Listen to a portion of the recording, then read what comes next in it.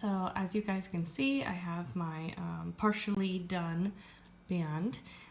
This is done in number 10 crochet cotton by Aunt Lydia and metallic embroidery floss. So I figured I would start off with my very first practice band, or very first band ever, with the silk brocade, using materials that were more cost effective. And although I really focus on historical replication and reproduction, you do what you do when you're at home. You do what's most comfortable. So you'll see I have paper tablets, I have this wooden crochet or knitting needle here, and it has like a little plastic doodad at the end to keep these from losing their place. At an event, if I was weaving, I would have wooden tablets. You could also have bone or horn, and you could have something like this that's metal or wood as well, but you know, not this plastic little doo-doo at the end here.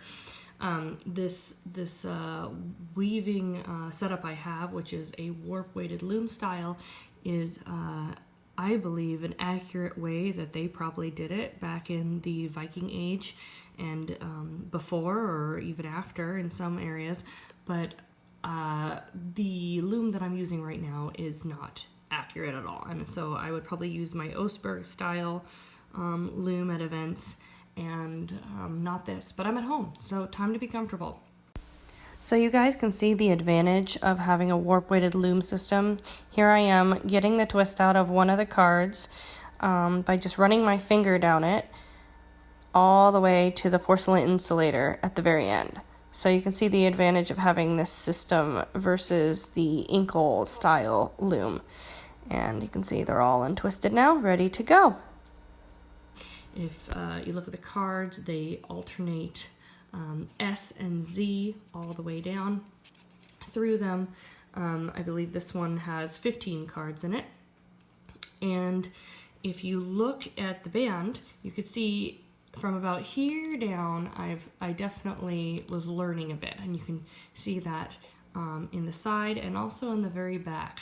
You have little bits sticking out here and there. I was still trying to figure out where the best place to have the embroidery floss coming through to stabilize it. And as you can see here, it creates a running stitch when you go between the border cards, and these two cards on both sides are the border cards, and what you do is you bring it in between them, and that stabilizes them without them coming out the side like it did here at this very bottom. You can see at the very bottom there's two of these, and that happened in some of the bands, I believe. I think don't quote me on this, but I believe the Dublin Dragons or maybe some of the Burka bands had it go all the way out to the end like this, how you see typically with the normal weft.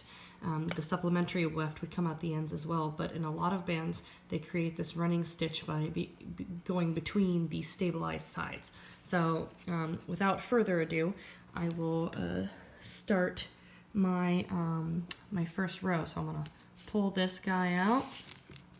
Oops, sorry, bumped the camera here. I'm working in close quarters, guys, so this could be a little bit difficult for me, so we'll see.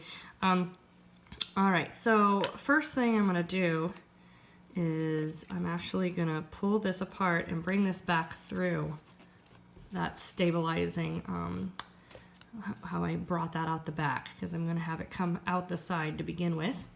I'm gonna start with my ground weft, and I'm gonna give it a good little push. I'm gonna bring that into place. Some people like to make the little loops. I don't. I feel like, you know, I just do it all in one step. But here's the important part. So let me look at my pattern here that you guys can't see, but I have a pattern.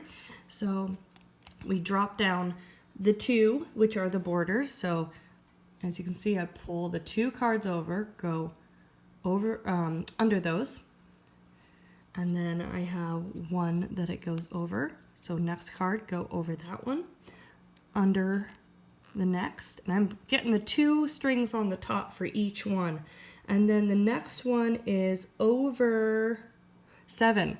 So 1, 2, 3, 4, 5, 6, 7. I'm going to double check that. 1, 2, 3, 4, 5, 6, 7. Over 7.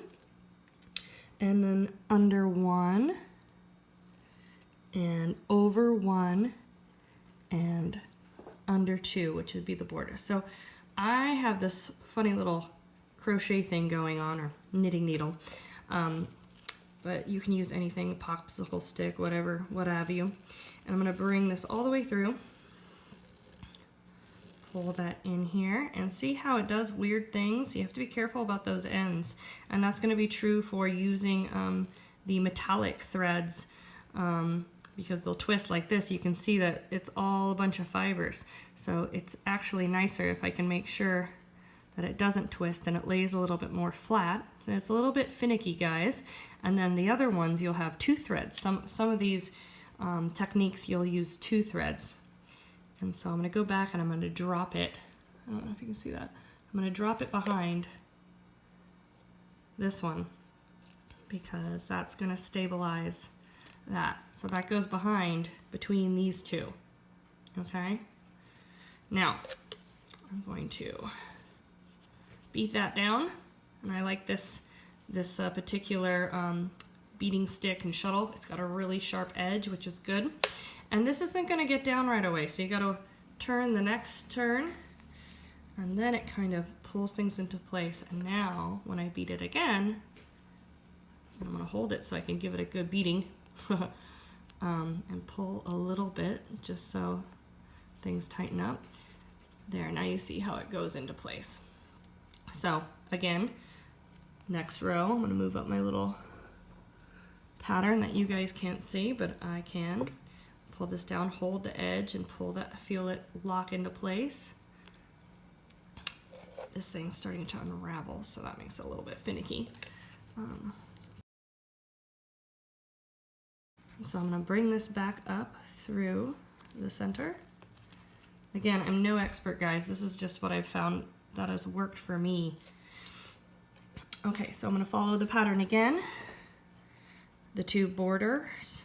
I want to be under there because under means you're not seeing the supplementary weft. Okay, 2 cards over. 1 card under.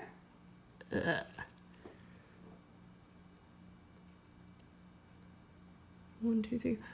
1, 2, 3, 4, 5 cards over, 1 under, 2 over, and then the border cards under those. So back through again. Oops, sorry. Close quarters, guys. Sorry about that. And then again, see how it gets kind of twisted? If you can kind of untwist it, all the better. Give it a little beat there. Let that lay flat. Again, I'm going to have it drop between the outer border card and the inner border card. Okay. I'll pull that down and then turn it again. Pull that down. Give that a good beating. Kind of give things a tug here.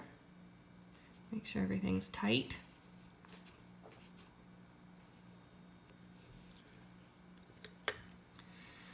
Okay. Now we're up to the next one. So as you notice too, I have both the shuttles on the same side, so that works nicely because I notice, you know, if they're on opposite sides like this, I know I still need to bring this one over. Okay, so bring this back through, up again, out to the side. These paper thread holders are not the best. Okay, so now, next is over the 2 borders. Oh, no, under the 2 borders. 1, 2, 3, over 3, under 1, over 3 more, under 1, over 3, and under. Okay, I'm gonna get my finger in there. Pull that through. See how it twisted again? Untwist that so you can see more of the fibers that way. Pull that over, kind of leaving an arc, which is fine because we don't want it to be too tight. We want enough slack in it for it to move up and down over the threads. I'm going to drop this to the back. Okay, open that up, beat it down.